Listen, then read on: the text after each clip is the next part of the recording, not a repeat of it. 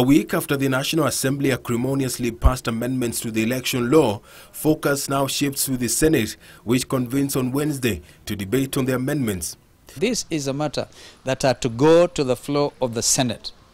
My appeal to the Senate, therefore, as they meet tomorrow, is to be able to once again prove, because they've done it once or twice, to prove that they're also nationalists. And they are concerned about giving the proper legacy in terms of our democracy to this country. Various organizations led by the Catholic Church have urged the Senate to shelve the amendments to allow for broader consensus due to the boiling temperatures. Proponents of the amendment bill have, however, argued that providing alternatives in the vote-tallying process will shield the country from election-related crisis. Iko county zingine kama za northeastern province of Kenya, northwestern part kama Turkana na Baringo huko ya Tiati na kwingine, ama Baringo, where network coverage is less than 20%, iko chini ya 20%.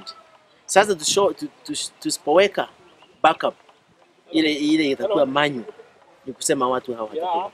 While urging court to respect parliament decision, Gishugu MP Njogu Barua urged the Senate to approve the amendments, warning that the opposition may be out to create despondency. The battle is not yet lost. Wasiwe na haraka ya kufuruga amani Kenya yetu. We are not going to... Meanwhile, a section of business owners in Nairobi have warned court against holding their planned mass action next week, arguing that it may disrupt business. It is a norm that whenever court calls for protests, it ends up to chaos and anarchy. We have lost a lot of property and even lives in the said protests.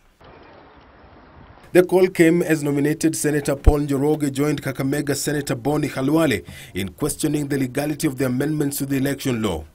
It is very clear that this bill in the first place has not taken 6 months since it was passed by Parliament.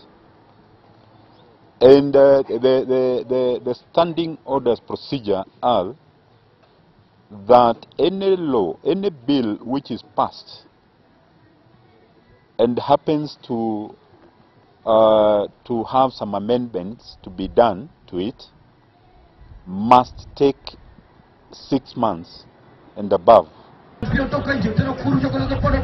The calls mirrored those by Amani National Congress leader Musalia Mudavadi, who appealed to the Senate to be magnanimous and reject the amendments to the election law.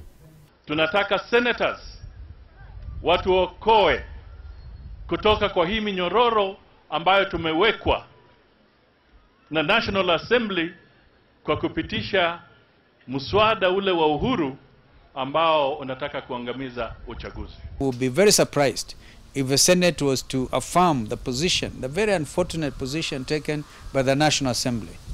Yeah, and the situation that took place at the National Assembly is very well, I think, documented. First of all, media was locked out. Secondly, men and women, honorable members, some were had to have been gone into the chamber. We armed. Armed, and one wonders where the office of the Sanjay Tatams was. And therefore there was total chaos.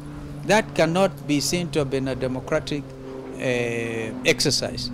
Mudavadi says sobriety Senate has shown over the years can save Kenya from the brink after the National Assembly approved the contentious amendments. For Channel 1 News, I am Edward Kabasa.